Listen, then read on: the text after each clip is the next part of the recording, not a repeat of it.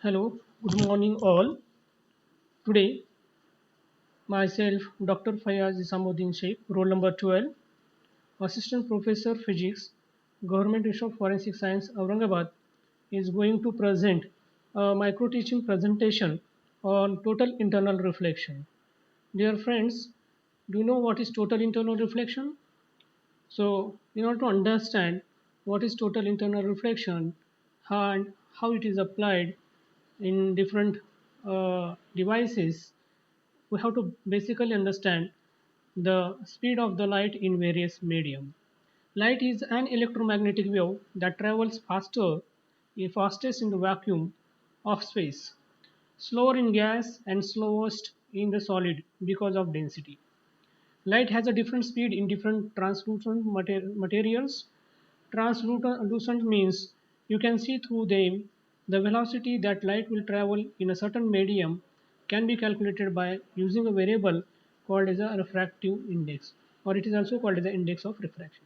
Now, what is the index of refraction? Index of refraction is the ratio of speed of light in vacuum to the speed of light in the another medium. The index of refraction n is always 1 or greater than 1. Larger the index of refraction, the slowest light travels in that medium. The index of refraction n has no unit. The variable c is a constant that stands for speed of light in vacuum. This is the universal speed limit, and always it is 3 into 10 to the power 8 meter per second with nothing faster. The index of refraction is defined by the equation n is equals to c by v, where c is the speed of light in vacuum and v is the speed of light in the medium. Now, variables in the equation are c 3 into 10 to the power 8 meter per second, n is the index of refraction, v is the velocity of light in the medium.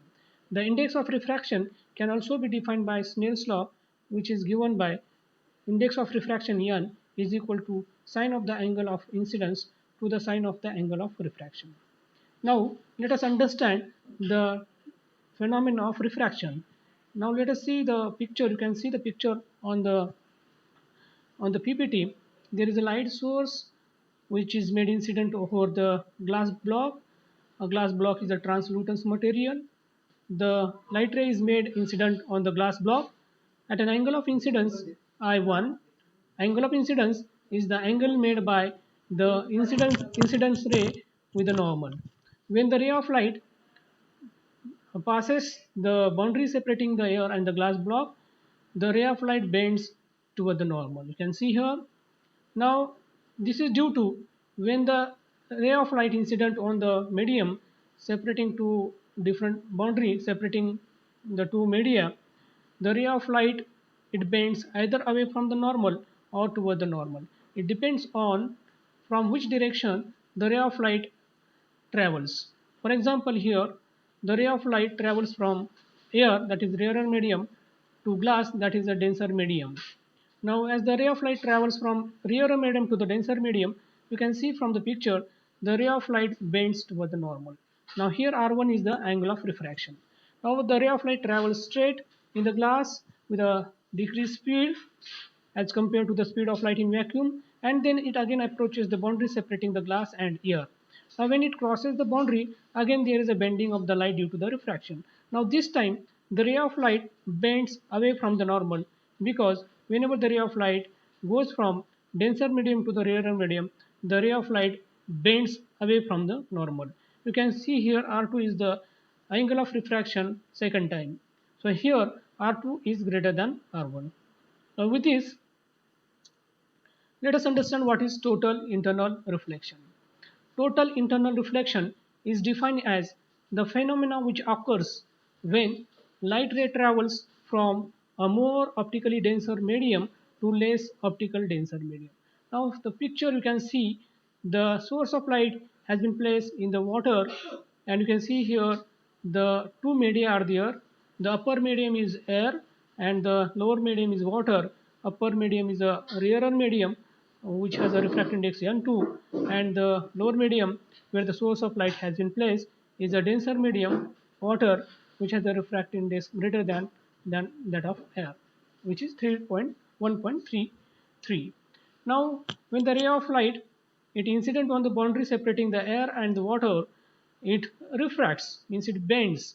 Now, as the ray of light is going from denser medium to the rarer medium, the ray of light bends away from the normal.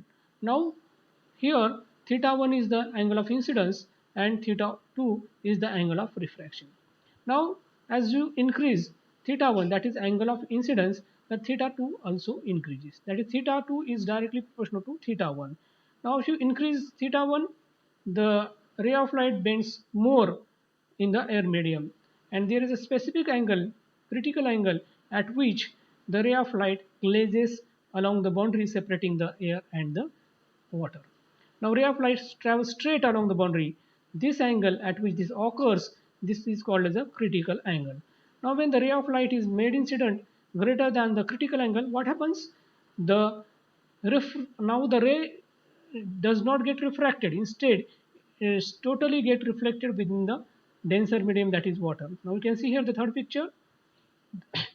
The ray of light has been made incident at an angle of theta 1 incidence, and it is reflected at, sorry, the angle of refraction theta 2, and it is totally internal reflection reflected within the water. So this phenomenon is called as a total internal reflection. Now formula for total internal reflection. Now notations used in the total internal reflection formula and critical angles. R is the angle of refraction, I is the angle of incidence, N1 is the refractive index in the medium 1, N2 is the refractive index in medium 2, theta is the critical angle. So total internal reflection is given by the Snell's law, that is n1 upon n2 is equals to sine of angle of refraction upon sine of angle of incidence. So by putting the value of the sine of refraction at the incidence angle equal to the critical angle, we can get r is equal to 90 degree. So sine 90 is equal to 1. So we get sine theta. If I is equal to theta critical angle, then sine theta is equals to n2 upon n1. So theta you can write sine inverse of n2 by n1. So critical angle merely depend on the refractive indices of the media, that is refractive index of the water and the refractive index of the air. So this is about the formula for total internal reflection critical angle in terms of refractive indices of the rarer and denser medium. Now this phenomena, now what are the conditions of total internal reflection? Following are the two conditions of total internal reflection. Number one, the light ray moves from a more dense medium to less dense medium. Number two, the angle of incidence must be greater than the critical angle. Then only the total internal reflection can occur. Now, this phenomena of total internal reflection can be observed in the monsoon, in the rainbow effect. When the ray of light passes through the rainbow, within the rainbow there occurs the total internal reflection, and due to that dispersion of the light occurs and you can observe the rainbow effect. Similarly, in the optical fibers, we use this phenomena for transmitting the optical signal from one end to other end by using the total internal reflection. So the light signal in the optical fiber propagates down the optical fiber by using the total internal reflection. So these are the two most familiar examples of total internal reflection. So for this concept, I have used the textbook of optics by Dr. N. Subramaniam and Brijlal, Dr. M. N. Avadanolu of Estelle Publication, and refer the website of Baiju.com. So this is about the total internal reflection. I think I am done. So thank you very much. Have a nice day.